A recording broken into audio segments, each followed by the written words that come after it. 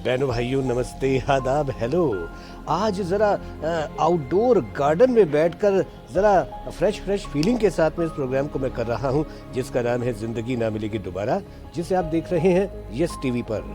बहनों भाइयों, आप तो जानते हैं कि मोटिवेशनल प्रोग्राम्स को करता रहता हूं मैं, और मोटिवेशनल बातें आपको सुनाते रहता हूं, और मेरा मकसद ये रहता है कि आपकी ज़िंदगी में कुछ ना कुछ निखार आए।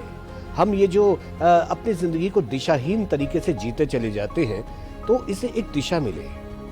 बहनों भाइयों, अमेरिका में सेंट स्टीफेंस कॉलेज, जी हाँ बहनों भाइयों, सेंट स्टीफेन कॉलेज, इसकी नींव रखी थी एक बहुत बड़े दार्शनिक ने, और उन्होंने अपने बेटे जेम्स को इसकी जो है बागडोर सौंपी। जेम्स साहब ने उस स्कूल को, पहले तो वो स्कूल हुआ करता था जिसे उनके पिताजी ने खोल के दिया था, उस स्कूल को बहुत अच्छे तरीके से जेम्स साहब ने चलाया, और चलाकर उसे बहुत ज़्यादा फेमस बनाया, बहुत सारे बच्चे जुड़े। फिर ये हुआ कि उस स्कूल को उन्होंने कॉलेज के रूप में बदल दिया, यानी अब उसका विस्तार हुआ, वो एक कॉलेज के रूप में तब्दील हुआ। उनकी शादी हुई, लेकिन साहब उनका जो बेटा था हैरी, वो हैरी जो था बड़ा शरारती था। बचपन से ही किसी काम में उसका मन नहीं लगता था, हर वक्त शरारत शरारत शरारत। जेम्स साहब चाहते थे कि भाई जिस कॉलेज को वो चला रहे हैं अच्छी तरीके से, आगे जाकर हैरी नहीं तो उसे संभालना है। लेकिन हैरी जो था उसको कोई भी लगाव नहीं था, ना कॉलेज में, ना किसी चीज़ में, ना पढ़ाई में। उसने पढ़ाई बीच में ही छोड़ दी, और उसके बाद में यहाँ वहाँ मटर गश्ती करने लगा, अपने पिता का पैसा उड़ाने लगा। जेम्स साहब ने उसे बहुत समझाया कि बेटा कुछ कर ले कर ले कर ले, मगर वो मानता ही नहीं था। फिर क्या हुआ कि उसने छोटी मोटी नौकरियां की, मगर नौकरी करने के बाद भी उसको दिल नहीं लगा, उसने लोगों से बिगाड़ ली, और वहां से उसको नौकरी छोड़नी पड़ी। 2-3 नौकरी करने के बाद में फिर वो क्या था कि गलत संगत में पड़ गया हैरी। कहाँ तो जेम्स साहब एक कॉलेज के प्रिंसिपल, बहुत बढ़िया पोस्ट पर, और कहाँ हैरी जो कि गलत संगत में पड़कर नशे में धुत होकर अपने दोस्तों के साथ में रहने लगा। इस चक्कर में मारपीट भी हुई, और उसे 2-3 बार थाने भी जाना पड़ा, लॉकअप में भी रहना पड़ा। जेम्स साहब ने उसे छुड़वाया, और छुड़वाने के बाद में उसे अपने कॉलेज में बहुत ही सख्ती के साथ में रखा कि अब तुम इस कॉलेज की जो एडमिनिस्ट्रेशन डिपार्टमेंट है उसमें तुम काम करो। खैर हैरी जो था जेल जाने के बाद में, यानी कि लॉकअप में जाने के बाद में थोड़ा सा सुधरने की कोशिश कर रहा था, मगर फिर उसने सोचा कि चलो भाई पिताजी कह रहे हैं तो कॉलेज में मैं एडमिनिस्ट्रेशन डिपार्टमेंट संभालता हूँ।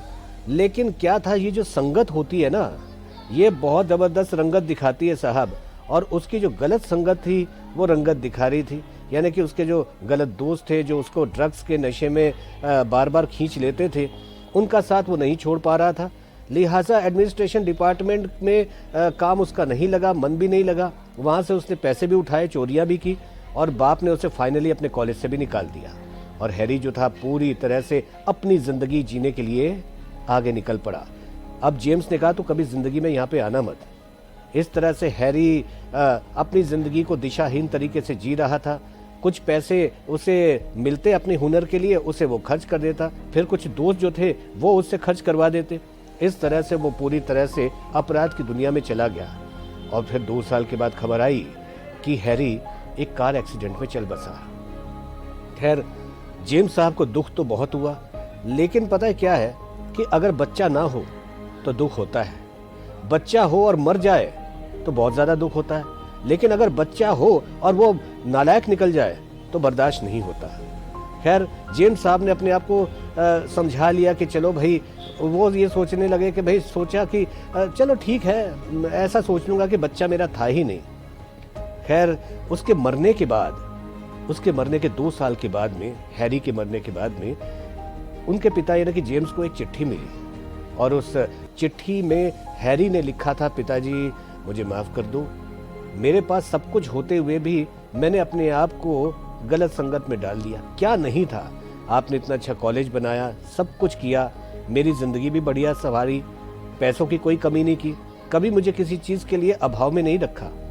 लेकिन पता है क्या है, इंसान के पास कभी कभी ऐसा होता है, सब कुछ होते हुए भी इंसान जो है वो ये सोचता है कि मेरे पास कुछ नहीं है। हैरी भी यही सोचता था, मेरे पास ये नहीं, मेरे पास वो नहीं।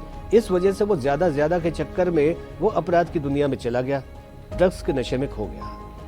लेकिन साहब सबसे बड़ी बात यह है कि हमें आसपास अगर देखें तो आपको ऐसे लोग भी दिखाई दे जाएंगे कि हमारे पास तो जूते हैं, हम सोचते हैं कि और अच्छे जूते मिले, लेकिन जिनकी टांगे ही नहीं है वो जूता क्या पहनेंगे, चप्पल क्या पहनेंगे।